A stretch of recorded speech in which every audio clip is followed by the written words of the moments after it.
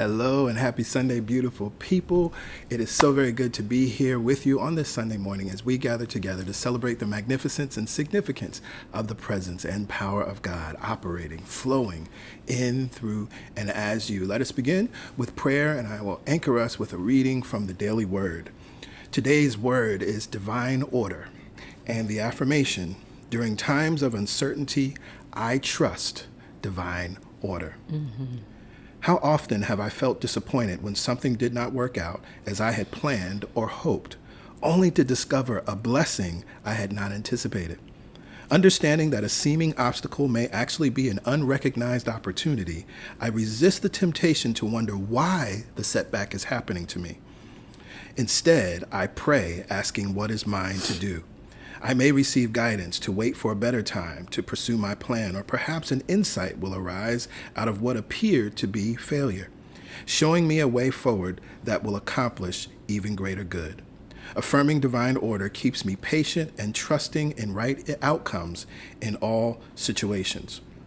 And the scripture, for now we see in a mirror dimly, but then we will see face to face. Now I know only in part, then will I know fully, even as I have been fully known. 1 Corinthians 13:12, and again the affirmation, during times of uncertainty, I trust divine order. Yes. So right here and right now, I invite you to close your eyes, and wherever you may be, in your home, wherever you may be, just stop. Be still for a moment. If you're listening to us in the background while you're washing dishes, stop. Close your eyes, and let's take a breath in together. And we release. Dropping in deeper, I invite you to take another breath in and release. We take another breath in as we step into the secret place where love abides, and we exhale. There is only one mind, only one power, only one presence, only one divine wisdom, only one divine intelligence, only one divine love, only one divine good that is working in all, through all, and as all, that is working in you, through you, and as you, that is working in me, through me, and as me, that is working in us, through us, and as us. There is one life. That life is Mother, Father, God. That life is perfect, whole, and complete, undivided. That life is your life now. That life is my life now. That life is our life now. That life is all life now. It is the power back of and behind and underneath all expressions of power, all expressions of love, all expressions of good, all expressions of abundance. The abundance that we see in our Milky Way galaxy is the abundance that God is expressing as that galaxy. The abundance that you see and know as your body, the trillions of cells that make up the brilliance of your body, that break up the wisdom and intelligence of your body, is the wisdom and intelligence of God operating in, through, and as you. The abundance that we see of the grains of sand that we cannot count, the hairs on your head that you cannot count, all of it is an expression of God, which is. And as I recognize that God is, I recognize that it neither comes nor goes. This place, this space that each of us occupy is filled and overflowing with God. It is saturated with good. It is saturated with love. It is saturated with abundance. We live, move, and have our being in divine substance, in divine supply. And right here and right now, this divine substance, this divine supply fills us. It renews us. It enlivens us. It enlightens us. For we remember and recognize that we are one with God and we are one of God. We recognize that we are undivided, particularized expressions of the all in all. And it is out of this awareness that I speak this word with expectation. It is out of this awareness that I speak this word with absolute faith and absolute knowing. Knowing that this gathering that we call the weekend service is blessed and is a blessing.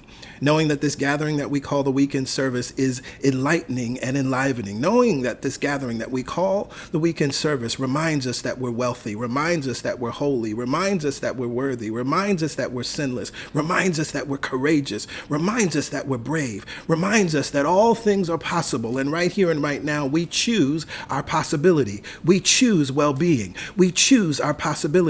We choose prosperity. We choose our possibility. We choose healing. We choose our possibility. We choose healing. We choose our possibility. We choose confidence. We choose our possibility. We choose guidance.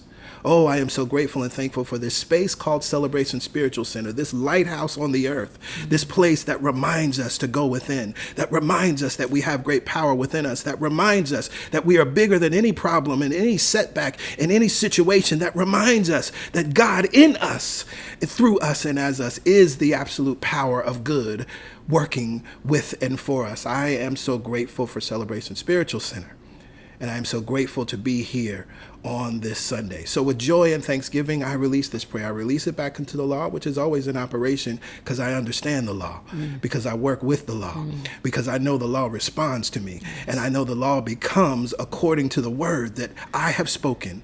It is done, it is done, it is done. From this place of awareness, we lift up our voices and we say amen. Amen. Ashe. Ashe. And so it is. And so it is. And so it is, and so it must be. Well, hello, beautiful people.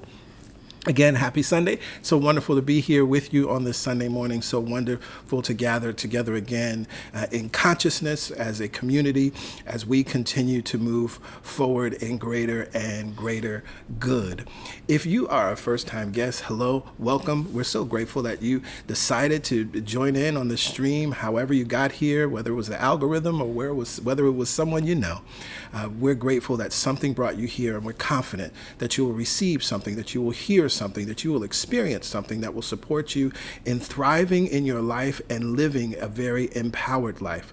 Now, the information you see here on your screen is how you access your digital connection card. This is your way to stay in touch with us and our way to stay in touch with you. All you have to do is text welcome to the phone number on your screen, 347-472-1078, and you'll receive a response with a link. That link takes you to the digital connection card. Please fill that out. We just need your email address and your name, and you submit that. You'll receive another reply saying that you're all set, and at that point you'll be on our weekly mailing list. You'll receive our weekly mailings and all other information that we send out to the CSC community. But again, we're grateful that you're here, and we're excited about what you will receive, and we're excited to have you as a part of our community. You can feel free as well to let us know where you're connecting in from. If you'd like, you might find that there's someone from your city, state, or country that is also connected in with you. So now is a wonderful opportunity for us to tap into our news and updates, and from there we can move forward with the meditation and this week's class as we're studying It's Up to You by Ernest Holmes. Mm-hmm.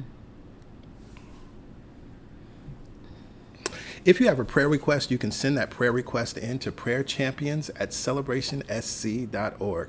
We are always speaking and knowing the truth for the CSC, for and with the CSC community, but we recognize you may have a specific prayer request. We also recognize that you may want to submit a prayer request on behalf of someone else. By all means, do that. And as your prayer is answered, as the shift happens, as the miracle shows up, we encourage you to email us again and let us know how prayer is working in your life. Every Wednesday morning, we gather together at 7 a.m. Eastern Standard Time for the Momentum Prayer Call. This is your way to keep the vibration of what is true active in your life and in your mind. This is your way to put some intention in the middle of your week to get definite with the infinite. It's not a long call. We take about 10 minutes. We share a reading. We use that reading to take us into prayer, and we go on with our day. If you're unable to make that prayer call live, all good. The prayer is always recorded. And so you can access the most recent prayer at any time, 24/7, by using the playback number you see there on your screen, and enter the access code and wait. Also, if you're on our mailing list, we actually, every week in the Friday email that goes out, we do share the direct link to that prayer so that you can listen to it from your computer, your phone, etc. Every third Sunday is God Talk Sunday, which means next Sunday is God Talk Sunday. What is the God Talk? The God Talk is your opportunity to ask questions. What we know to be true is that as you adventure along this spiritual path, you will have questions, and particularly, it's really a path of unlearning, right? So much emphasis many times is put on acquiring information and knowledge, but actually what we're doing is releasing all of the false ideas. So what we're doing is releasing things that we may not have realized were actually working against us. And so to support you in that unlearning and to support you in applying new thought, metaphysical principles to the real experiences of your life, we have the God Talk every third Sunday. And so we encourage you to set aside the time, put it in your calendar, make sure that you're there with us. This will follow our service next week. And you have to be on our mailing list in order to be able to access the Zoom information. So if you're already on our mailing list, the email that goes out on Fridays, it has the Zoom link information. But if you're not yet on our mailing list, you'll see that information again on how to join the mailing list so that you can also be a part of the God Talk next Sunday. Every fourth Sunday is Healing Sunday. We set aside time to speak the words of healing and faith with a healing spiritual mind treatment. It has been powerful to see the ways in which this prayer has been working in the lives of our community and those that are connected to our community in various ways through family members. And so we encourage you to be there. We encourage you to invite someone that you know is in need of healing, whether that's physical healing, financial healing, healing in your relationships, and let the power and presence of God in you do its work magnificently. This month, we're highlighting the series Pure Imagination. This series is based on and inspired by the work of Neville Goddard. So if you're a Neville Goddard fan, if you love you probably see quotes all over social media, you find yourself liking those quotes. This will take you a little deeper to understand what he teaches. Our imagination is God in us. And so he teaches us how to use that power so that we can create the life that we want. It is absolutely true. It's the genius within us, the God within us. Oh, the Affirmative Prayer Mastermind is starting soon. It begins on August 8th. It is a 4-week class. The cost is only $97. If you are ready to register, you can use the QR code that you see here, or you can go to celebrationsc.org/register. I do want to offer an apology. I just realized this week that the link there on our classes and events page was taking you to the incorrect page. We've updated that. We've fixed that. So if you had gone to this link over the past couple of weeks and weren't able to register, that's why. But I have seen that many of you have registered over the past week. But one of the things that's important, I want you to hear from students that have been in the first and second round of the Affirmative Prayer Mastermind, because I could talk about how wonderful the class is and how much you should be in the class. But it really comes down to the experience of those who have already taken part in this powerful experience. One student says, "I'm just amazed. My prayer is showing up in so many ways. I'm amazed at how many ways it manifests." Another student said, "This right here, this class made it feel like I can get it, like I can do it on a deeper level." And we hear so often about affirmative prayer, and we, of course, talk about it all the time, and it can seem like something that's daunting, particularly as it is very different than the ways of traditional prayer and the ways you may have been taught to pray. But we make it easy. We make it simple so that you can get it. There's a feeling and an energy that I have never had before. When I'm praying, that feeling continues with me all day. I know that whatever the future holds, we have a tool to use right here. And finally, I can't be the same after this class. And that is the absolute truth. Again, the Affirmative Mastermind registration is open. Registration closes on August 7th. So please do not wait until the last minute. You will not be able to register on the day of class. But again, if you have more questions, you can always reach out to us, but all the details are there when you click that link and move forward with the registration. So excited about this next round that's beginning in just a few weeks. Finally, we are in True Sunday Masterclass mode, and we are studying It's Up to You by Ernest Holmes. I continue to bring this back because this question comes up. I know that many people are joining us at different points. We're now at week 7. And folks are joining us at different points and may not know what book we're studying. We are studying It's Up to You by Ernest Holmes, and you can get that book in print format. You can order it right now, or you could get the digital format and download it right now so that you can move forward with us as we continue today with the class. But of course, before we tap into the class, we need to go within. We need to get our minds right.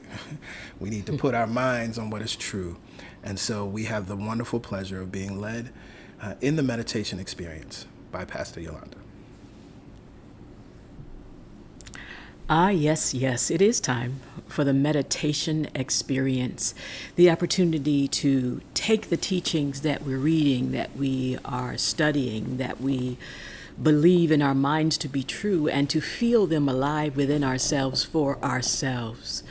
This month is so appropriate, our affirmative thought, that my heart is beating in the peace of God, because there are so many things potentially out there that can disturb our peace. But if our heart is beating in the peace of God, that means our heart is centered in the love of God. It's centered in the truth of God, that we are centered in the knowingness of God. And there is nothing that can separate it. Nothing out there can change it. Nothing we've done in our past can alter it. Our heart is beating. And as our heart beats, the peace is. And as our heart beats, the love is. And as our heart beats, the truth is. And as our heart beats, the connection is. Our heart is beating in the peace of God. Not the problem, but the peace of God. Not the chaos, but the order, the divine order of God. And we are so grateful to take this opportunity to practice this affirmative thought. Not just say the words, but feel the truth of the words for ourselves. My heart is beating. Your heart is beating because you're here. And all of our hearts are beating in the peace of God. So let us take this opportunity to dive a little deeper. I love this image because it's giving me that underwater, moving into that sensation of being held and loved. We're going to dive into the peace of God right now. And as we prepare, go ahead. Find yourself in a comfortable, upright position with your palms on the tops of your thighs. And look around the room. We do this so that we can bring ourselves present. Am I in the past? Am I worried about the future, even if that future is an hour from now? Or am I right here, where all of the power is? Am I right here where my heart is beating and the peace of God is? And since we are right here, right now, with our palms resting nice and easy on the tops of our thighs, our ears are lined over our shoulders, shoulders over hips, feet are nice and comfortable, planted on the floor. And maybe there's a little tension. If you notice that in the feet, that's fine. Send some love there and go ahead and maybe wiggle the toes. Just opening up and sending the signal, we're here and we're ready to have our heartbeat in the peace of God.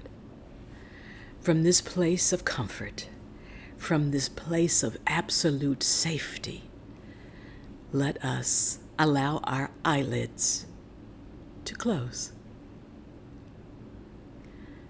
And that subtle movement is all that it takes to dive deeply into the peace of God, to recognize the beating heart of God, to know that the heart of God is our center. And let's just notice the breath right where it is.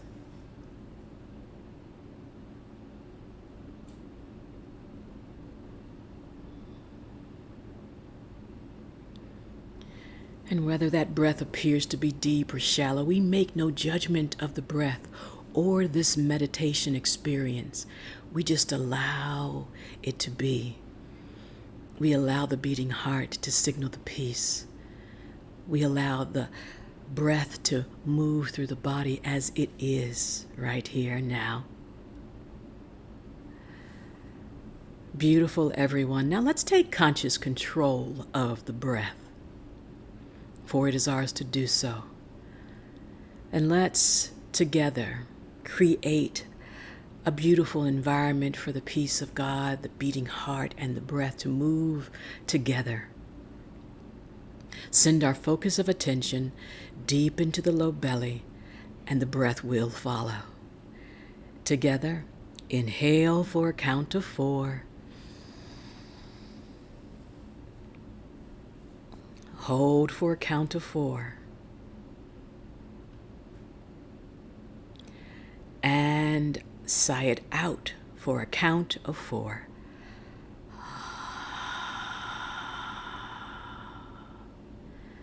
And relax and experience the peace of God for 4.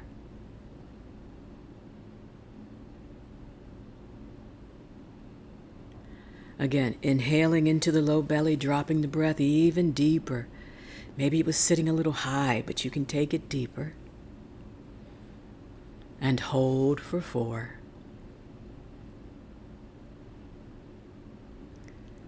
And anything that's obstructing your peace, sigh it out.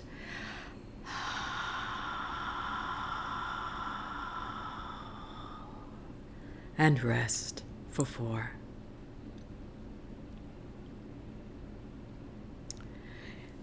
In through the low belly, now allowing the breath to rise, expanding the sides of the body.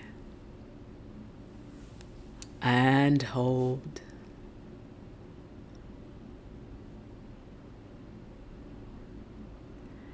And exhale, releasing it, letting it go.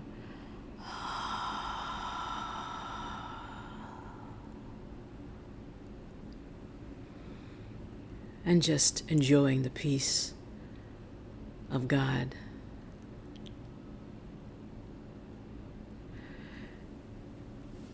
In through the low belly, up through the rib cage. We've expanded the sides of the body with breath. Now let's feel the front and the back of the body with breath.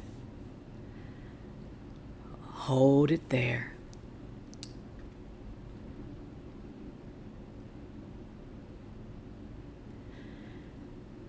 And sigh it out.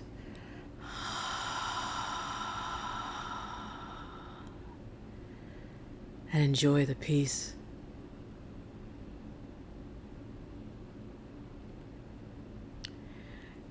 In through the low belly, up through the rib cage. We've expanded it, making more room for breath, more room for peace, more room for God.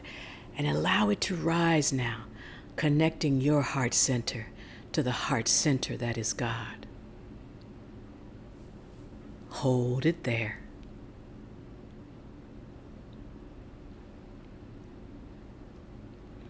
And sigh it out.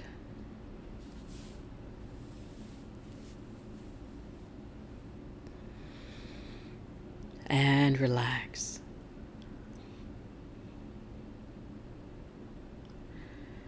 Again, connecting low breath as we inhale to mid-breath, to that breath that is at the heart and healing center. Hold it there. And without collapsing the body, release the breath, release whatever you're holding. Sigh it out.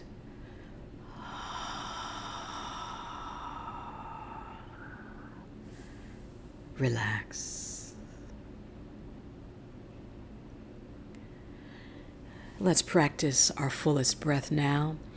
Full breath in and out, allowing the breath to rise, inhaling through the nostrils, exhaling now through the nostrils, and just slowing it all way down.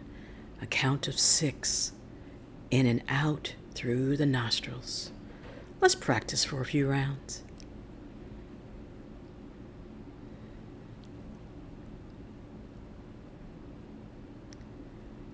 And as we breathe, our heart beats. And as we breathe, the peace fills every cell. And as we breathe, the peace floods our nervous system. And as we breathe, all the external noise quiets down.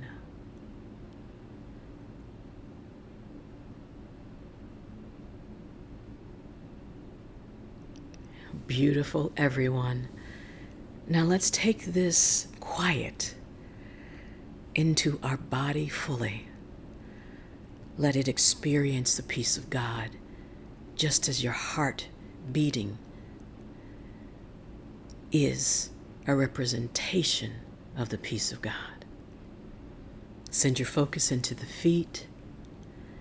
Again, you might want to raise the heels or wiggle the toes. Stop the movement. Relax the feet.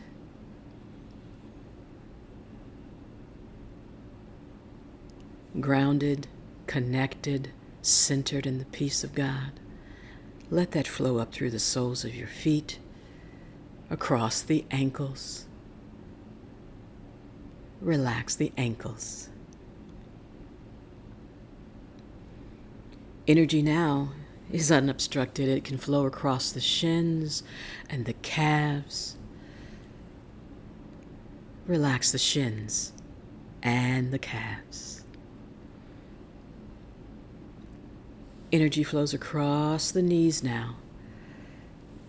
We give ourselves permission to be more flexible in our experience of life. We give ourselves permission to let go and forgive what needs to be forgiven so that we can feel the peace of God. Relax the knees. Energy, light, love, and peace flows across the shins, the calves, the knees, and now makes its way to the thighs, the glutes, the hamstrings. If you're noticing any tension there, go ahead. Relax the thighs, the glutes, the hamstrings, and give permission for the seat to hold you as you experience the peace of God.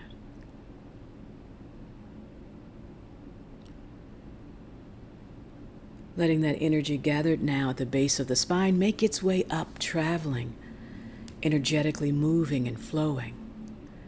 As we inhale, exhale, and allow the peace of God. Inhale, exhale, and allow. Let that energy flow in and up. Exhale and allow. Energy flows up. Unobstructed, it flows up and up and out the crown of our head. In your mind's eye and in your body, experience yourself as an open channel, as a beating heart, having its rhythm in the flow of the peace of God. And give yourself permission to allow that energy to flow back down through the crown, across the third eye, down the throat, across the shoulders, giving them permission to relax as the energy flows down your arms and out your fingertips.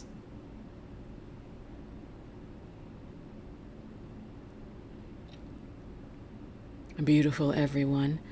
Now scan your body. Notice if you're holding any tension. It's okay. Send love there. Send compassion there. Send the breath there. Can you relax behind the eyelids a little more? Or give peace permission to flow across the forehead?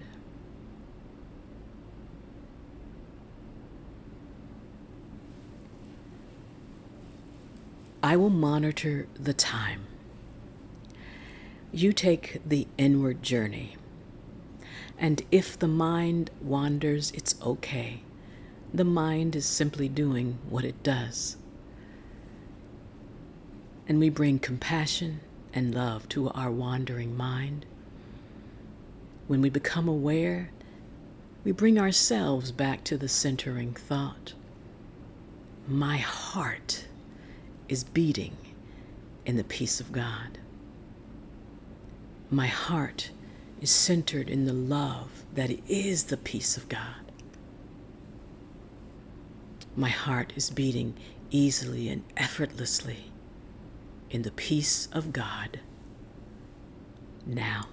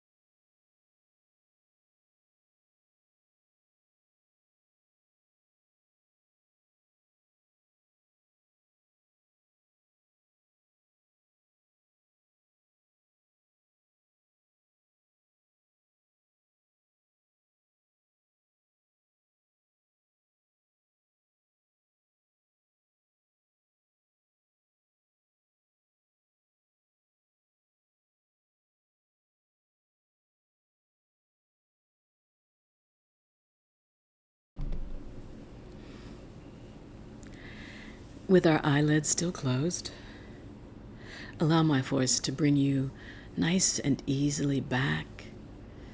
But you come back knowing, centered, flooded with the peace of God.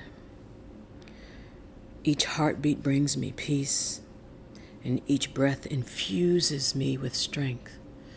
That's how important it is to know that our heart is beating in the peace of God.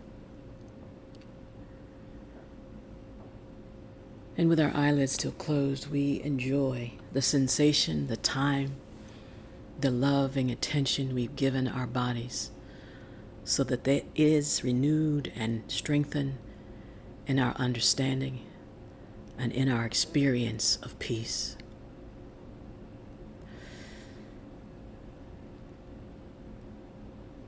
If the palms are turned up, go ahead and turn them down.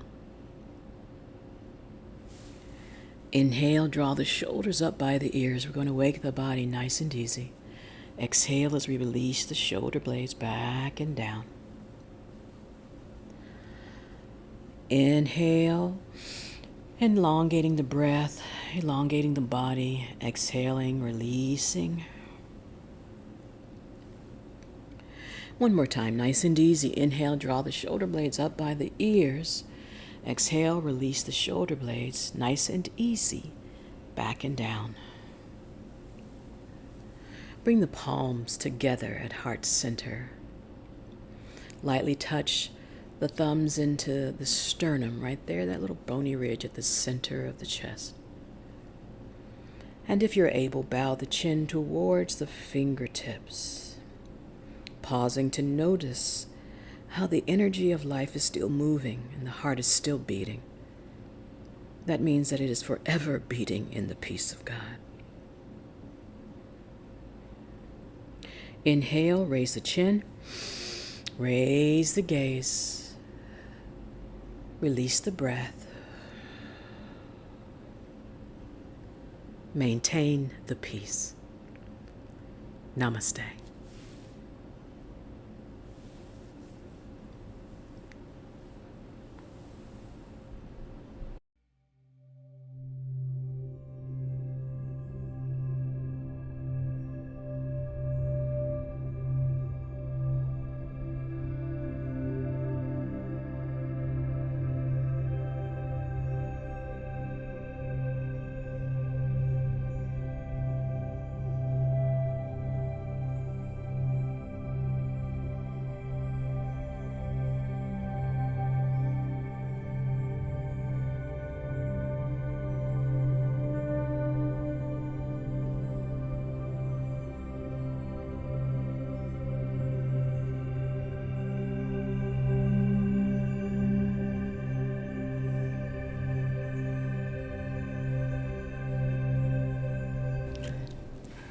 Yes, yes. Maintain the peace. Thank you, PY. You're welcome.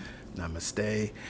Remember, you can always come back to this meditation. We have the Meditation Experience playlist on our YouTube channel, and this meditation will stream again tomorrow, every Monday at noon. The meditation will be available to you. So we are moving forward with the next chapter, and It's Up to You by Ernest Holmes. So if you have your book, grab your book. As a reminder, as you're reading the text, if questions come up, please send those questions to truthsunday@celebrationsc.org, and we will incorporate those questions into next week's class. So let's see here. We're going to go. Beautiful. Chapter 6. We're at chapter 6, so we're going to dig in, and this is somewhat of a short chapter, so I think we'll definitely move through the entire chapter today and continue to move forward. So we start with this chapter, your personality. Dun, dun, dun. If a person who thought he was unattractive were asked why he felt that way, he might reply that it was because of some physical defect, or because he was too fat or too thin, too tall or too short, or any plausible idea that might suggest itself to him, none of which would be the real reason. And anyone who says he does not care whether or not he is attractive is merely being physically defiant to fool himself. Every person in the world, given the choice, would be attractive because all the world is seeking happiness. Wealth alone does not bring it. Neither fame nor prestige alone will guarantee happiness. No kind of eminence ensures it. Only love brings happiness.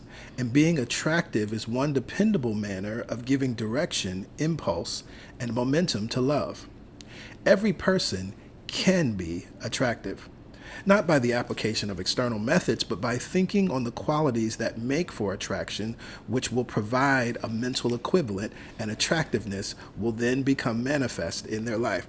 So I thought this was interesting, right? Because what did we study last summer? We studied the mental equivalent, right? So we understand what that means, that you have to actually hold an idea in mind, the equivalent of the thing you want to experience in the world.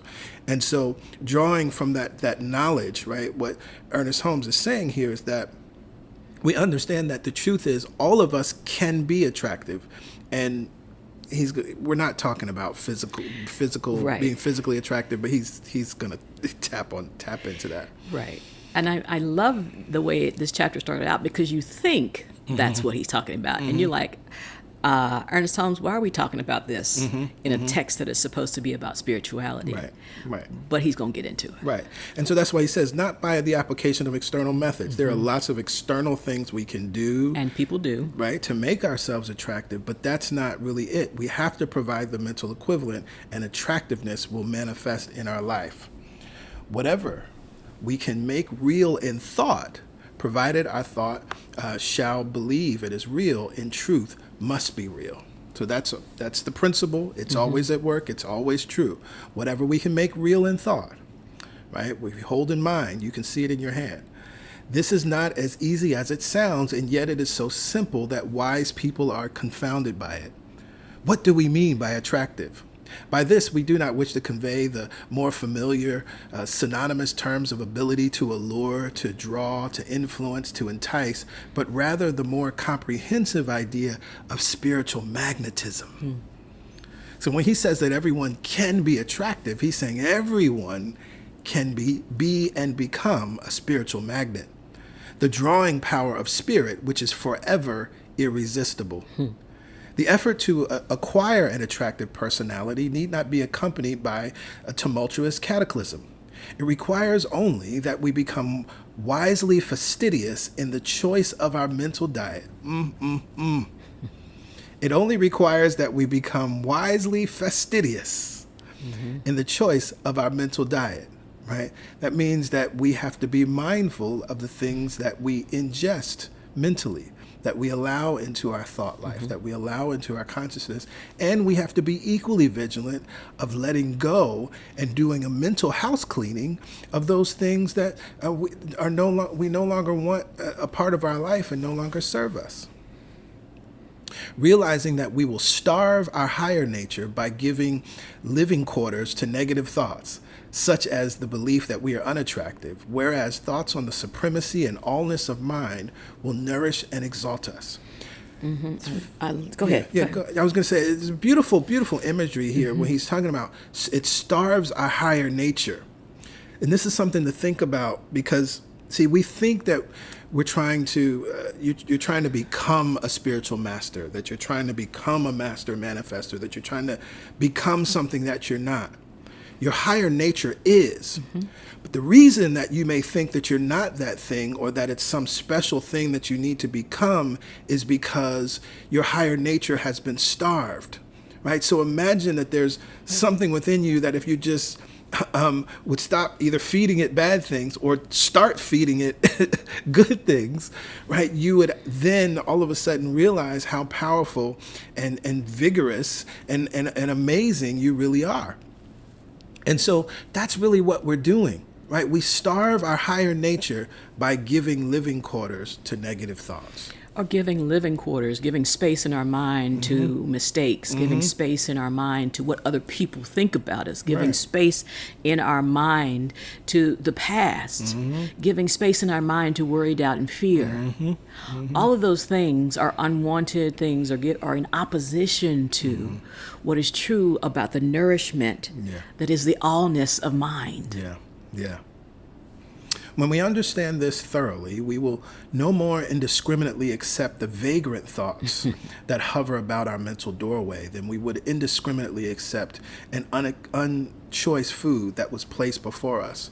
When I read that, it reminded me of Pam Grout, who writes about this idea that we spend more time choosing our clothing and so many other things that we're very particular. Like I'm particular about what I wear, right?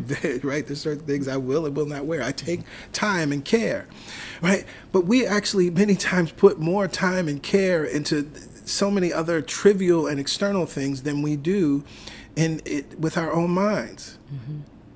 It's almost as if people think it just operates that way. Now, the mind is a tool and it does think, but you get the opportunity to choose what it thinks, how it thinks, and what you allow in and out, right? And PG's right.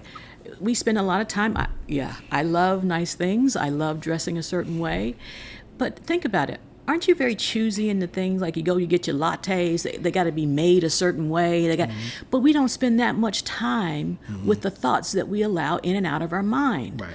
Or we just assume it's supposed to be operating this way. Right.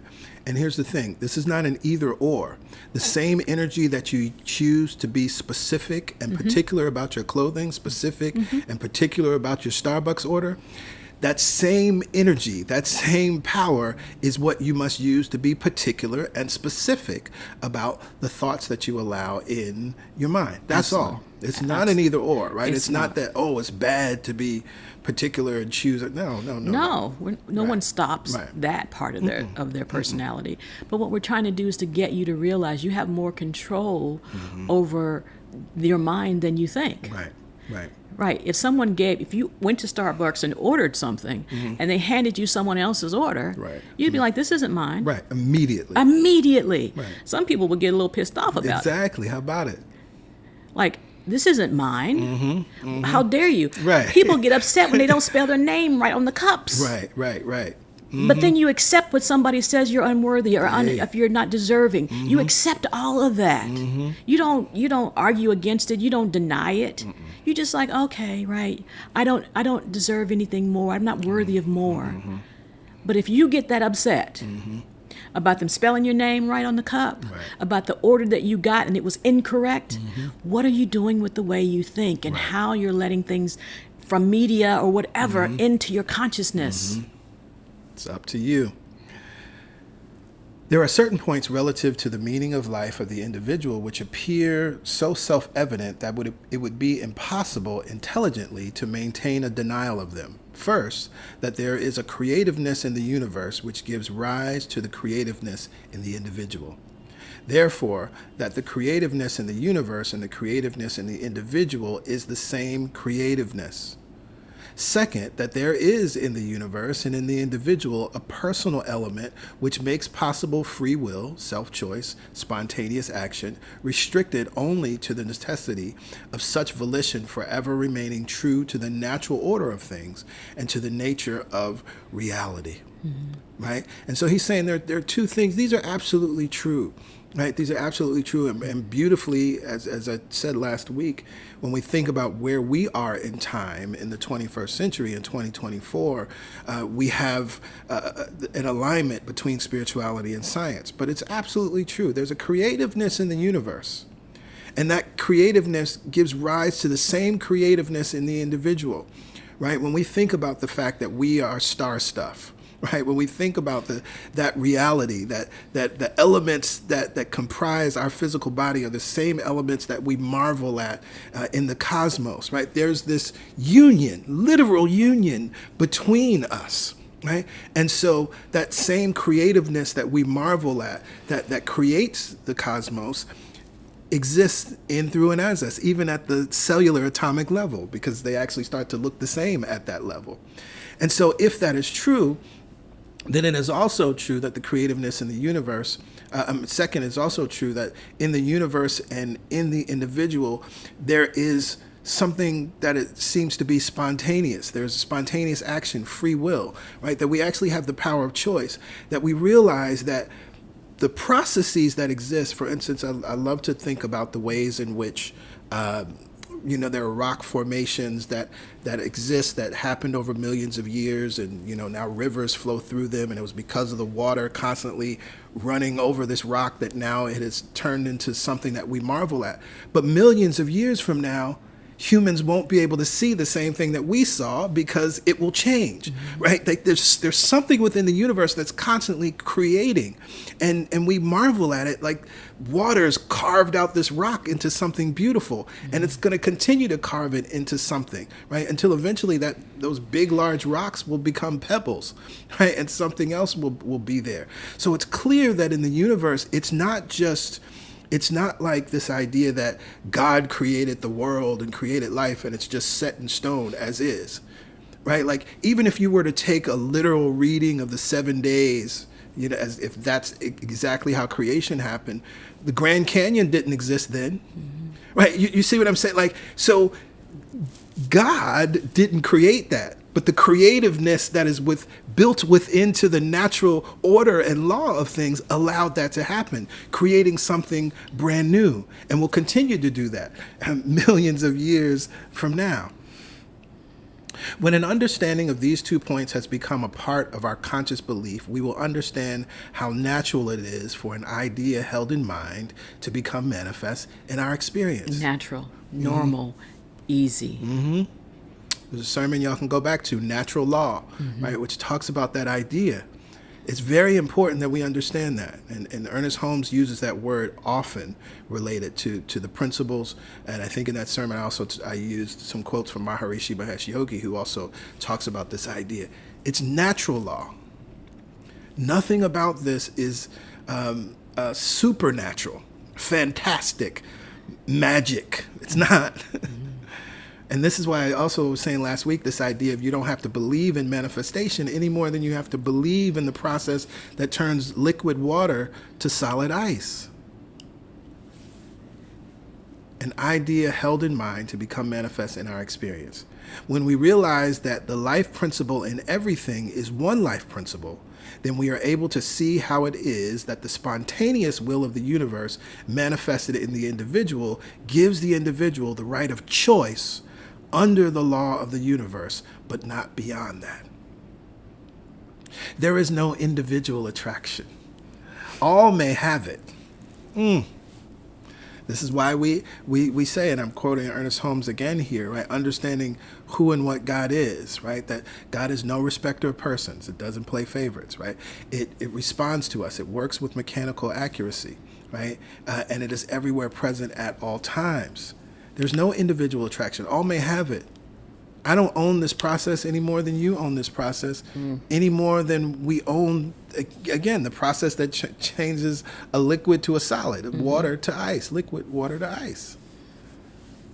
right? I mean, humans have done a lot. Humans have owned water, right? There was a time we didn't buy water. If you're old enough to remember those times, it seems crazy to think about, right? Humans have managed to capitalize on and make money from so many different things. But the process, nobody owns that, right? Nobody owns that process. It only appears that some persons are far more attractive than others because all do not individualize this attraction equally. Our personality is not something which developed itself, but is the use that we make of the creativeness with which we are endowed. Humanity in being creative is really but a user. We do not put creativeness into the soil, we take it out. We do not put energy into the waterfall, we take it out. That is why humanity is called a husbandman, which literally means dispenser of divine gifts. That's a powerful thing to think about. Right? When we think about this idea of God operates in, through, and as us, if we think about the idea, Jesus says it is not I, but it is the power of God, the Father, working through me that does the work, that we're dispensers of divine gifts. Right? And so everything that we do, understanding that it's happening through us, we're givers of the divine. We're dispensing of divine gifts and wonderful things. We cannot create attraction. Spiritual attraction is. We do not even create our own muscles. They are developed by use, but the use merely develops that which already existed. That's a beautiful way of looking at it. You know, when people say, I need more faith, or I and it's like, it's already there. You have all you're going to ever get. Yeah. How are you using it? How are you developing it? How are you strengthening it? Yeah. And that's all it is. That's all it ever really is. And thank God. Like, imagine if you wanted to bulk up, or say you wanted to become a bodybuilder, right? And you wanted to be in competitions. But the first thing you got, like, well, I heard I got to get some muscles. And you go into the store trying to buy muscles, and they're like, yeah, we don't sell that. We don't sell those. You go to doctors. A plastic surgeon can't give you muscles. Can't give you muscles, right? They can do some things to take muscles that exist to look differently, right? And so similarly, in this work and through these teachings, so often we're constantly thinking that we're trying to become something that we're not, that we're trying to acquire something that we don't have. But having is the secret. When you understand, oh, I have muscles, I now have the opportunity to develop them. I have faith. I now have the opportunity to develop faith in the direction that I want my life to go in. And it makes it a much more loving, compassionate process when you realize the universe is not requiring me to be something that I'm not already. It's not requiring me to develop anything that's not already present within me. What I am deciding to do is make that more real for me. I'm making the choice. It's up to me whether I use these gifts, skills, and talents. It's up to me whether I remember my connection to Source and let it guide me in my creative pursuits. It's up to me. We wake up to our attractiveness by a process of mental reasoning, and we consciously use that attraction to bring into the social orbit of our life people and things reciprocal to our thought. It is of the greatest importance that we shall come to understand this. In spiritual mind treatment, or affirmative prayer, if a practitioner thinks that they have to create a life force by their thought, they are wasting time. If, on the other hand, they know that the creative force is, and their thought merely differentiates it, they practice scientifically and effectively. So what are we saying here when we understand and think about the power of prayer and what prayer really is and what affirmative prayer is, what spiritual mind treatment is? You don't create the power, right, by your thought. Did you know that? Hear that for a second. Your thought does not create the power. That's not what's happening, right? If PY prays, if I pray, it is not something about us that is creating power. What are we doing? We are differentiating the power that exists. And what that means, it's like taking a laser beam and focusing it in a specific direction. So if the prayer is about physical healing, well, what we're doing is now turning the direction. Energy flows where attention goes, right? The energy, the power of God is always flowing, but it's flowing through us. So where do we turn our attention? I now put the focus of my attention on this physical healing. And so that power is now being directed in that particular place. That power is now being directed in towards your finances. That power is now being directed towards your career, towards your relationships, toward whatever it may be. And that's very important. Because the other thing is when you're experiencing an unwanted thing that you want to change, what you must also be aware of is I have been directing power in a direction that I don't want it to go in.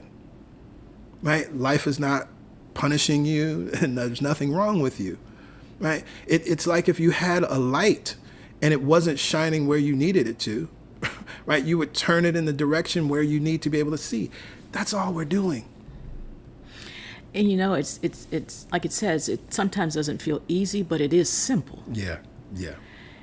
It only doesn't feel easy because we haven't consistently applied it yet.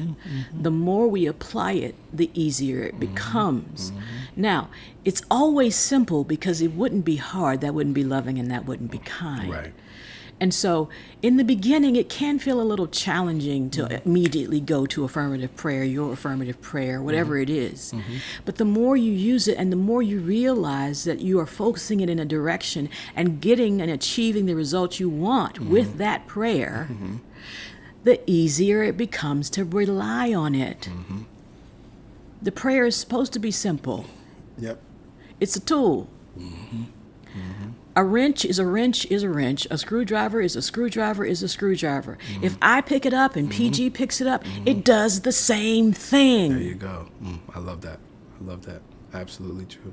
It does the same thing. Yep. It doesn't say, well, PG is better at this, so let it use more of my power. Or PY didn't do da-da-da-da, so I'm going to give her less ability to do what she needs with this tool. Right. No. Right. It works for everybody with mechanical accuracy. Yes. Right? Yes. You and I did not make this universal creativeness. Emerson recognized this when he said, "From within or from behind, a light shines through us upon things and makes us aware that we are nothing, but the light is all." Right? And Jesus had no superstition about it. He said, "The Father that dwelleth in me, he doeth the works." He believed that God was in him and he was in God, and the two were one. That is what we must believe. Like that, that's really, really, really, really it right there. That is what we must believe. That's why it's not ever, ever, ever, and will never, never, never be about worshiping Jesus. Right? As long as you are worshiping Jesus, you are not accessing your power. Yeah. And the fact that he even said it. Right. So you're not going to believe the man's own words? Right. You're just going to gloss over that. Right. And become subservient to something else that was not even in his language, his thought, his mouth. Right. He believed God was in him and he was in God. The two were one. That is the truth. Once you fully accept that into your knowing, not as an intellectual exercise, right? Because many of you have read and heard these things and you accept it on a surface level, that's fine, right? But the things that you know like you know your name. That's why you would get offended when someone writes the wrong name on your Starbucks order, right? Because that's not who you are. That is what we must believe. Therefore, the creativeness behind our personality is the thing upon which we draw, the development of which is not its creation, but its use of something greater than it is. And so then that's all we're doing. That's why I said, some years ago, sometimes I have that awareness when I'm in a situation or a difficulty, and I'll say, wait a minute, I'm God, or wait a minute, I'm one with God. Right? To bring my mind back to the reality, wait, I have something to draw on. It's the same feeling. Have you ever been in a moment where you needed money for something and you didn't think you had the money, and then you check your bank account, you have more money than you need to, or you realize you reached in your pocket or an old jacket or something and found $50, right? You know that feeling, right? It's like, oh, wait, I have something to draw upon, right? And immediately the external situation changes because you realize now that you have something to draw upon. That physical reality is matched by the spiritual reality, which is greater than that. Because what you have to draw upon is infinite. What you have to draw upon never fails. What you have to draw upon cannot exhaust itself. What you have to draw upon is poised to give to you. What you have to draw upon has every answer, has every solution, is the way out, is the way through, is the way under, is the way around. What you have to draw upon is, as some of the old school New Thought teachers would say, is atom smashing power. It's atomic. Like the potential of it is so great. When we think of like nuclear weapons, right? The fact that what it has the potential to do in terms of the massive explosion, right? You have something that can have massive impact in, through, and over your life. It is the thing upon which we draw, the development of which is not its creation, but its use of something greater than it is. Anyone who has thought themselves unattractive has undoubtedly prayed many times that God would show them what to do, that people like them, that people like them or people would praise them, right? They might be compared to a person standing knee deep in a brook of clear, fresh water and begging someone to give them a drink. See, that's really how we're living. When we're not drawing upon this power, when we're not accessing this thing that is available to us, it's like we're standing in a pool of water, clear, fresh, and we talking about, I'm thirsty. Can y'all give me something to drink? And then what's happening, right? The metaphor teaches itself, because what's happening out here in the world, there's folks giving you something to drink while you standing in that clear, fresh water. And it might not be the best water. The media is giving you something to drink. And some music is giving you something to drink. And some celebrities are giving you something to drink. And, advertisement and marketing is giving you something to drink. Meanwhile, you have clear, fresh water. Not just you have it, but you're actually standing in it, knee deep. And you're unaware. This is why I love the moment, the most succinct moment in the parable of the brother who leaves and goes. He wants all of his inheritance, right? The prodigal son. When he comes to himself, he says, wait a minute. My father has more than enough. Even the servants have more than enough in my father's home. That's when that was the realization. Oh, wait, I was standing in knee deep, clear, fresh water. Let me go back to where the clear, fresh water is. And the other important part of that story, which cannot be highlighted enough, is he turned in the direction of home. And before he was home, he was received. Before he was home, the story says what? His father sends the folks out to him, put the finest garments on him, put rings on his fingers. My son has returned, right? And so that's the beautiful thing. I talked about that idea of focusing a laser. As soon as you turn in the direction, right, focus that power, you're going to be responded to. And in loving, beautiful, powerful ways that you might even feel like you don't deserve. Right? Because in the story, it's like, well, I messed up. I asked for something that I shouldn't have, or I wasn't for. Right, whatever, right? All of that stuff, And so I'm just coming back home, hat in hand, feeling sorry for myself.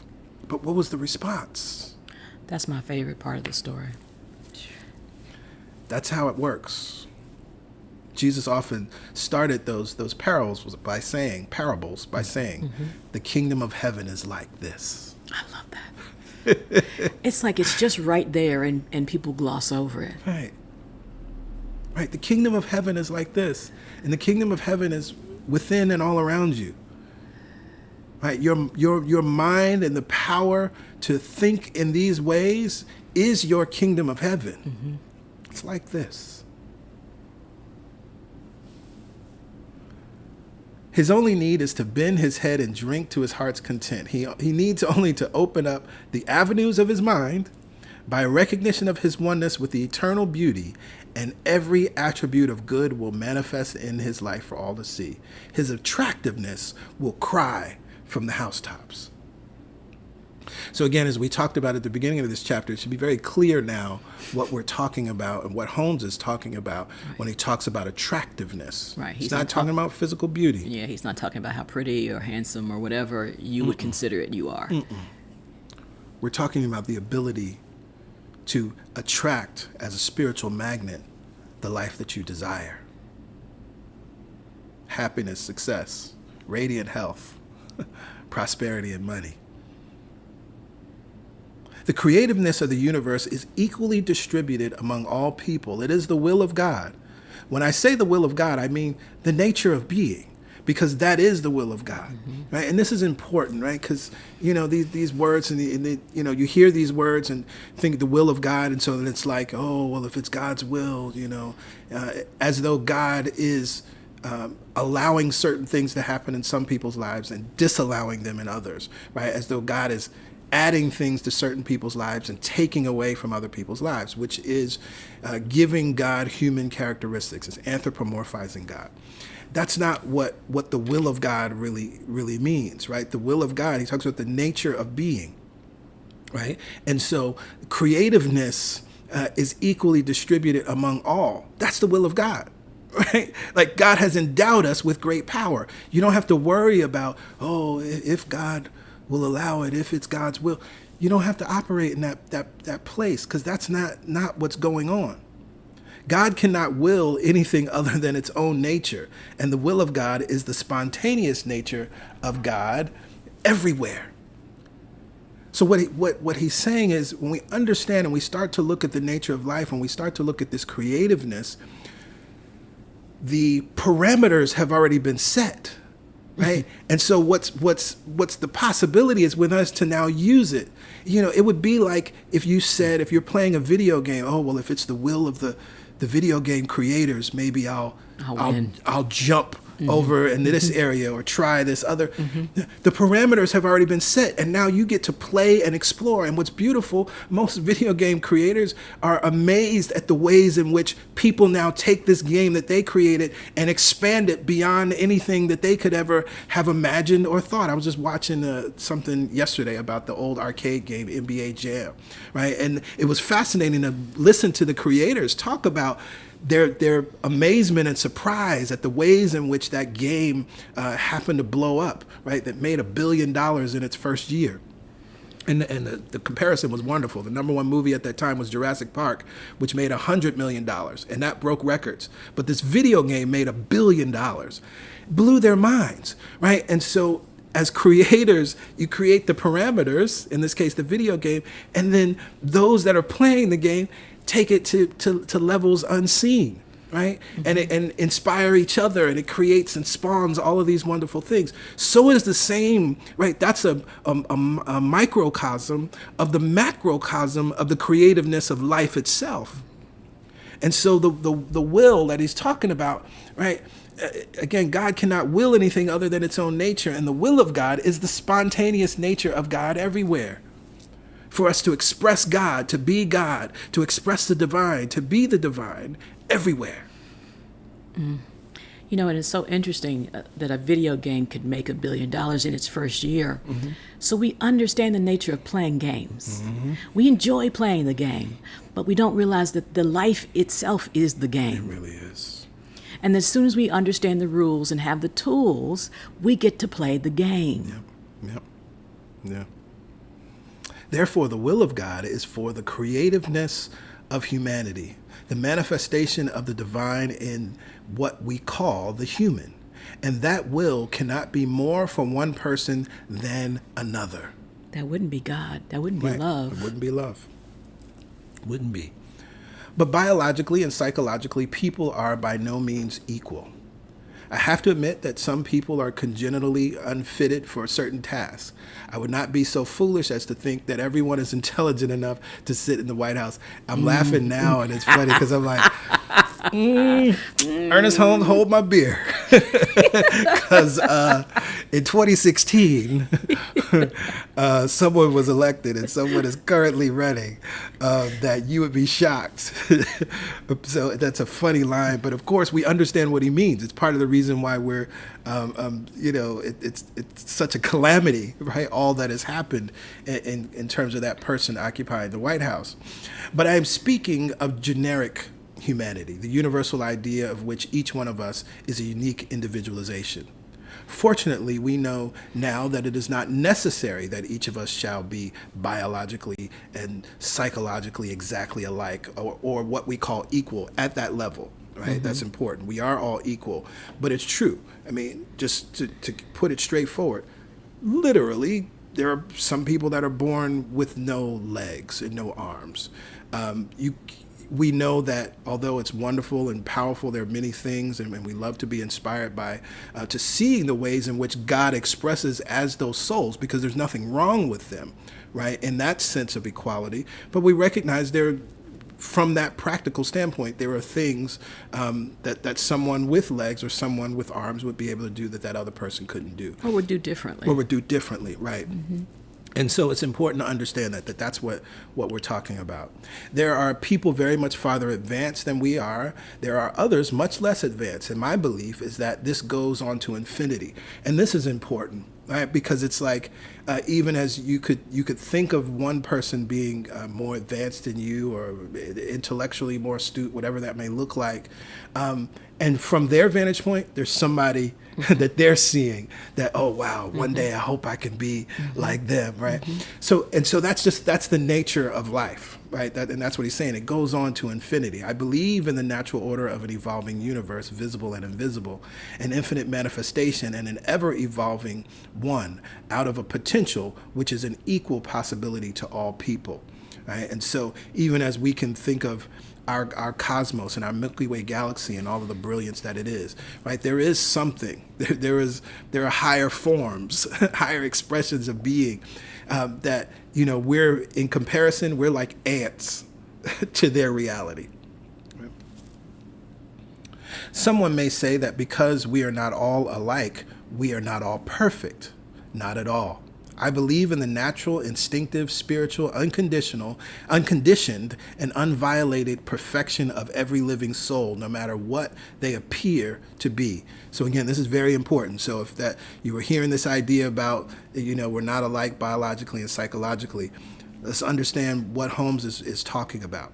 And so that's why it's important to anchor it with this statement. I believe in the natural, instinctive, spiritual, unconditioned, and unviolated perfection of every living soul, no matter what they appear to be.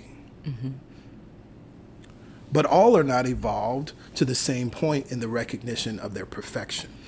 Well, I mean, that's true. I mean, right. When we came to these teachings, we continue to evolve in our understanding of truth. Mm-hmm. Mm-hmm. And who I am now and a year from now would be completely different. What I know, what I've experienced, what amount of truth I allow to be true for me. Right. And so I think this is important because I'll just call it the love and light crowd, tries to overemphasize, for instance, that person who was elected in 2016. Oh, we must see God in that person. Oh, God is in that person. Yeah, that's true. But this person has not evolved to the recognition of their perfection. And so where they're operating now, mm-hmm. right, they're operating in a way that is not expressing the truth of who and what they are, and I need to deal with them at that level. Mm-hmm. You see what I'm saying? That's important, right? That's very, very, very important. And I think that's sometimes a misuse that, again, I'm just calling the love and light crowd, right, does. Emerson said, "We wake and find ourselves on a stair. There are stairs below us, which we seem to have ascended. There are stairs above us, many a one, which go upward and out of sight. All great minds have perceived this same truth. Any person, whether they are sweeping streets, building bridges, preaching sermons, raising the dead, or running a hospital, that person, if they are fulfilling themselves to the level of their present comprehension, is just as perfect as God. We will never get anywhere with a consistent spiritual philosophy unless we come to see that. The big word is if. If. He or she or they are fulfilling themselves to the level. Right. And so that's where we have to acknowledge that again, where we see folks operating, right? I'm just gonna go here, right? Particularly as Black folks, right? We get so we don't want to quote unquote throw folks away. Actors and celebrities, particularly Black men, but they are not operating. These people that I'm thinking of are not, or were not operating with the comprehension and the understanding of who and what they are. And so we gotta call that out. It's not a throwing them away, but it's actually a calling them up to remember the truth of who and what they are. But if we don't acknowledge the heinous crimes that have been committed, if we don't acknowledge the evil that has been created, then we're not doing ourselves or themselves a service. And many times, a lot of those folks, that's why they continue to perpetuate a lot of what they've done, because people, no, we don't want to, we don't want to bring the Black man down. But the Black man is out here abusing folks. We will never get anywhere with a consistent spiritual philosophy unless we come to see that. The only way we can ever use spiritual power is by a conscious sense of unity. There is one creativeness in the universe. We did not put it there, and God itself did not put it there. It is God, and God did not make God. It is individualized in each one of us. The way we use it manifests as our personality, our charm, our attractiveness, the visible evidence of our indivisible, subjective individualization of this universal creativeness acting as law and order. Therefore, when we are attuned to that inner creativeness, we are consciously communicating with God, but according to our nature and its nature, the truth of which is constructive. The destructive use of it automatically inhibits our evolution, automatically punishes us until we change our program and use it constructively. Consequently, our freedom is so great that we can abuse it, but not for long. And so this is beautiful because this taps right to what we were just talking about.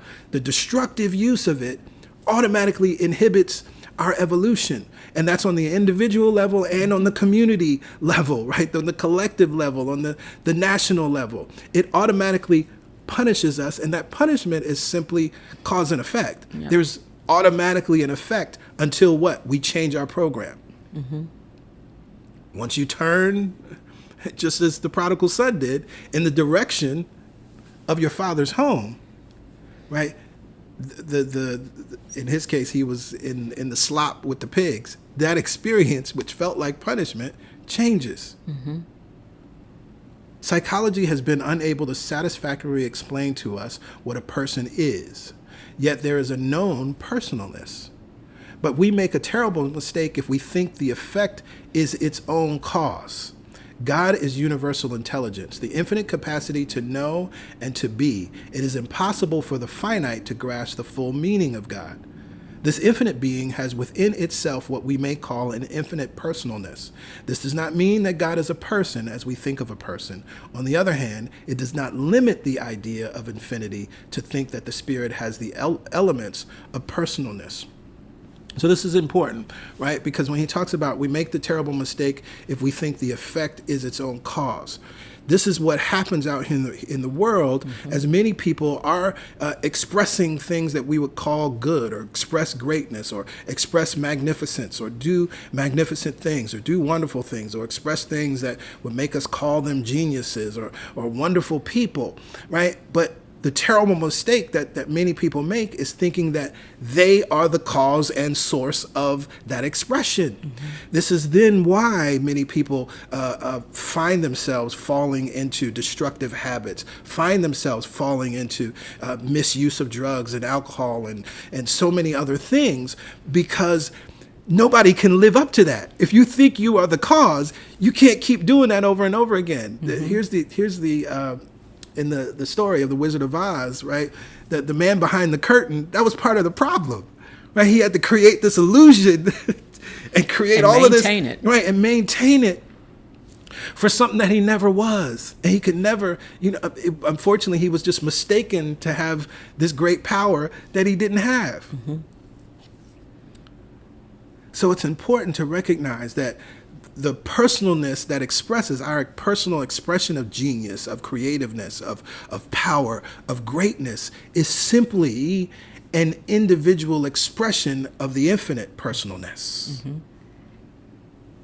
You and I are persons, therefore must be a universal. Therefore, there must be a universal person manifesting itself at the level of our perception. They accused Jesus of blasphemy because he understood that someday all people must come to know that the deep reservoir of their own mind is the eternal mind, God, the living Spirit Almighty, and the creativeness of the mind of the individual existed in the infinite eons before they ever used it. Powerful. Really powerful. That means all the genius that you are expressing now mm-hmm. was there before you arrived mm-hmm. in this physical form. Mm-hmm.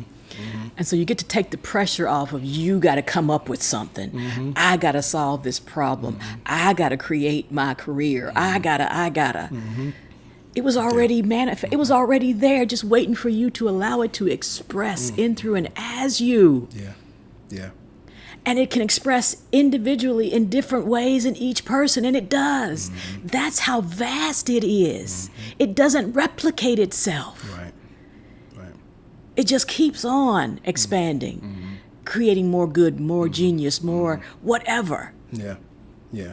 And that's powerful to understand, because I want y'all to hear that when people, I just said it doesn't replicate itself, right? Because this is what you could think is happening. Mm-hmm. You're not a replica of God. You're a unique, undivided, particularized, individualized expression of itself. And so the you that exists right now will never exist again. Mm-hmm. Right? The you behind your body, your expression of your body, will have other expressions, but it will never be this mm-hmm. right here. Right? That's what that uniqueness is about. That's what I think about every time I listen to Beyonce's song, Alien Superstar. Yeah, right? You just said that, I was like, unique? Right. That's right. That's what you are, right? That's what I think about every time that song comes on, and why I love that song. One thing more we must not forget. When all the charm, all the beauty, all the attractiveness which must be the infinite is loosed and spilled over humanity, the finite, only as much as the finite embodies can it experience, no more. Only as much as we bring into the kingdom of heaven can respond to us. May we then not feel justified in believing that this infinite something which we call God, this universal mind and presence, is at this moment flowing in us and is us. Are we not infinite attractiveness right this minute? In such degree as we embody it, automatically it embodies us. This idea, when he says is loose and spilled all over humanity, only as much as the finite embodies can it experience. I don't know if you might not know this reference, but you may have seen it in other game shows. But when I was growing up, there was a game called Double Dare.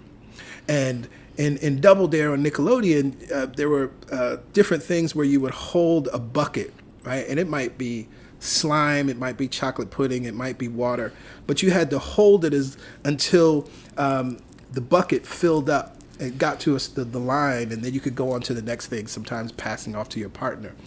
And that's what I'm thinking about. It's like only as much as the finite embodies can it experience. We use that bucket analogy often. Mm-hmm. So imagine you're standing there and it's just millions of dollars are being poured in your direction.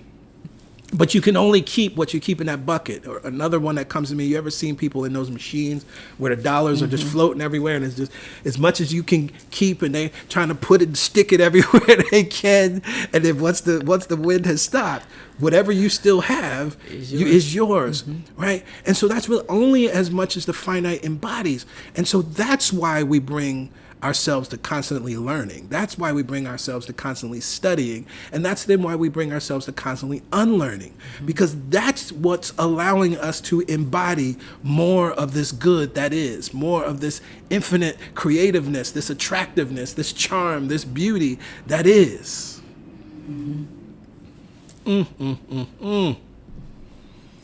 Oh, Ernest Holmes, he's taking us on in. It's beautiful. I love it because, again, this text can be very ethereal and heady, and but when you break it down and you apply very concrete examples from your lives or experiences that you've had, you realize what he's talking about.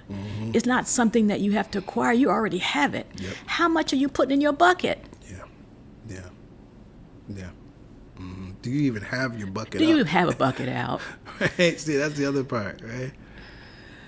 Powerful, powerful. Well, we encourage you to go back and reread chapter 6, or you can rewatch this session as we read through it. And as you have questions, if they come up, email those questions to truthsunday@celebrationsc.org. We will incorporate those questions into next week's class. We'll begin by reading chapter 7, which is entitled As You Believe, which is wonderful. That's one of those foundational principles that we learn through the teachings of Jesus. It is done unto you according to your belief, and that only. Right. And that only. And so what we get to do is continue to choose to believe in possibility, choose to believe that there is an opportunity for us, choose to believe even sometimes as others do not believe. Well, there you go. Right. And choose to believe that what others believe don't even matter. Don't matter to me. Ain't got nothing to do. And choose to believe whatever I thought about myself in the past does not matter now. Yes. Oh, my goodness. Well, in this moment, it is time for giving, and you see the information here on your screen. You've seen it throughout the class and throughout the stream. It's very easy to give to CSC. You can go to our website, celebrationsc.org/give, or you can text your dollar amount to 347-744-9500. There's a $10 minimum to text to give. We appreciate your gifts to CSC. We appreciate your continued support of the mission, vision, and purpose of CSC. And what we know to be true is that giving is a spiritual practice. As you give, you receive. And as I said last week, that giving actually must be systematic, right? It is about consistent giving that you really experience the benefits of giving. And it really makes sense. It's practical, right? It's in the same way that if giving and receiving is just like exhaling and inhaling, right? You don't exhale and inhale sometimes. You're not going to experience the benefit of breathing if you just did that every now and then, right? Now, you would have every now and then results, but then it would also have unintended consequences. And so this is the truth of the way it works. This is the truth of circulation. Thank you for those that many of you have been reaching out, sending us emails, asking us for an address where to give. And so folks have been mailing in donations, and we appreciate you. We also had a question from someone who asked us to send in the affirmation that we affirm with our giving. And so I thought it was a good idea for us to just go ahead and put it on the screen so that we can affirm it together each and every week. All the money that I use, all the money that I circulate, all the money that I circulate returns to me multiplied. Returns to me multiplied. In a never-ending cycle. In a never-ending cycle. Of increase. Of increase. And enjoyment. And enjoyment. To that we say amen. Amen. Ashe. Ashe. And so it is. And so it is. And we encourage you to affirm that with all of your circulations. When you're circulating, whether you're in Macy's and Bloomingdale's, if you're in the grocery store, if you're at the gas station, you're if you're paying at the your pharmacy, bills, right? Whatever it is, all the money that I circulate returns to me multiplied in a never-ending cycle of increase, enjoyment, and lavish abundance. But we are so grateful. We might have to modify it again. No. We are so grateful and thankful for each and every one of you. Grateful to continue to do this work and to expand together. We're looking forward to being together next Sunday for the God Talk. We, of course, look forward to checking in and tapping in together for the Momentum Prayer Call on Wednesday, and then we will be together again as we move into the next chapter of It's Up to You by Ernest Holmes. Please send your questions in, because this text you can gloss over it. It can feel wordy or heady. There's no wrong question. The only wrong question is the one you don't ask. Hey, so true. So true. And as we close, I just want to take this time. I've been seeing messages, and I'll try to like, and I definitely will acknowledge everyone. But thank you for the birthday messages. Today is my birthday. It is cancer season in full effect, and I'm grateful to be another year older, better, and wiser. I'm grateful to spend my birthday doing something that I absolutely love, which is really about me just being and living my purpose with joy. And so, again, thank you. I appreciate you all, and looking forward to many, many, many more years of happiness, success, prosperity, radiant health, and money. We trust that you will enjoy the remainder of your Sunday and have an even better week. And we will be together next week. All right? Bye for now. Bye for now.